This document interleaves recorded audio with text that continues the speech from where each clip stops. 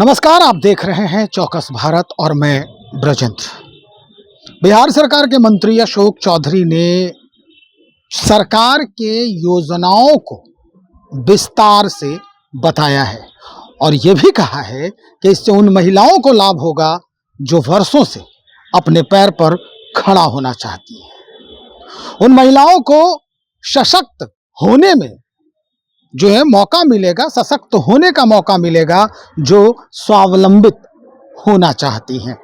सबसे पहले उन्होंने इस बात को साझा किया कि सरकार आज के कैबिनेट के बैठक में जिन योजनाओं पर मुहर लगी है उसमें क्या कुछ महिलाओं के लिए फायदा होने वाला है। सबसे पहले हम वही सुनवाते हैं, जरा सुनिए मंत्री महोदय क्या कह रहे हैं उस बैठक के निर्णय पर। ये योजना जो है, जो माननीय नेता ने आज पास किया है, ये महिला रोजगार योजना इसका नाम दिया गया है।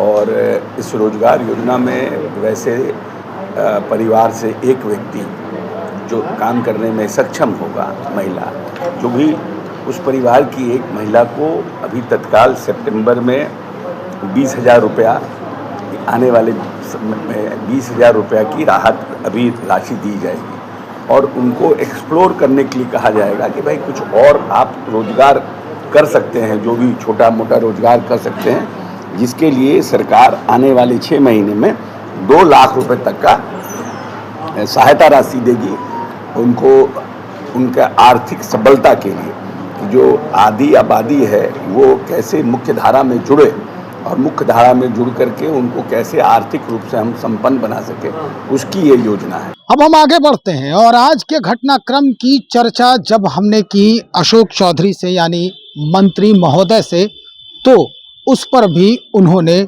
एक जबरदस्त कहें नसीहत दे डाली है। उन्होंने कहा कि इस तरह से किसी को मंच पर खड़ा होकर किसी के लिए अभद्र टिप्पणी करना ये सर्वथा अनुचित है और तो और उस पर कार्रवाई तो होगी ही और हो भी रही है, जांच भी चल रही है कि ऐसी मानसिकता आखिर किस वजह से और क्यों हुई, कहीं ये प्रायोजित तो नहीं है किसी की। लेकिन खैर अब आगे बढ़ते हैं।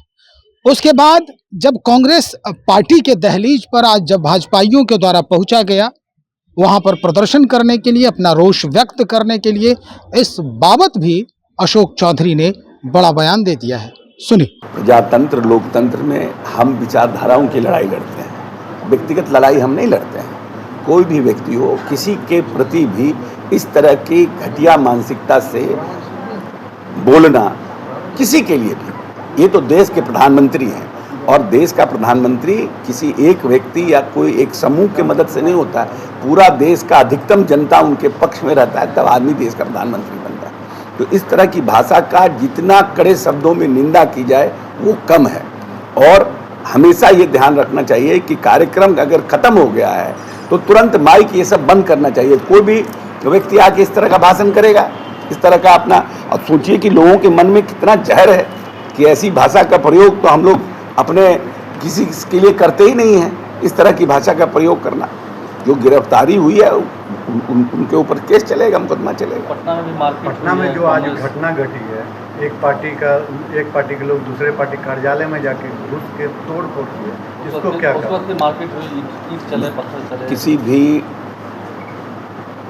पॉलिटिकल पार्टी के लोगों का दूसरे पार्टी के कार्यालय में जाना उचित, प्रोटेस्ट करना उचित नहीं है। हम प्रोटेस्ट करिए, बाहर तो सब कोई करते हैं, हम लोग भी बाहर में करते हैं प्रोटेस्ट, ऐसा मौका मिला है कि हमको लोग भी प्रोटेस्ट किए, लेकिन एक सिंबॉलिक प्रोटेस्ट रहता है कायदे से। अब किसी के ऑफिस में घुस जाइए, आज हमारे यहाँ जनता दल यूनाइटेड का ऑफिस है, अब यहाँ पर कोई आ जाए 100, 200, 500 आदमी लेके, 5-10 आदमी, 20 आदमी मैक्सिमम, ये तो गलत बात है, तरीका गलत है। पटना हाई कोर्ट को बम से उड़ाने की धमकी दी गई, वो तो हमको पागल सिर फिरा का कोई कमी है, वैसा तो रोज हम लोग को SMS आता है, क्या करिएगा सबका, क्या करिएगा, सिर फिरा लोगों का कोई कमी थोड़ी है।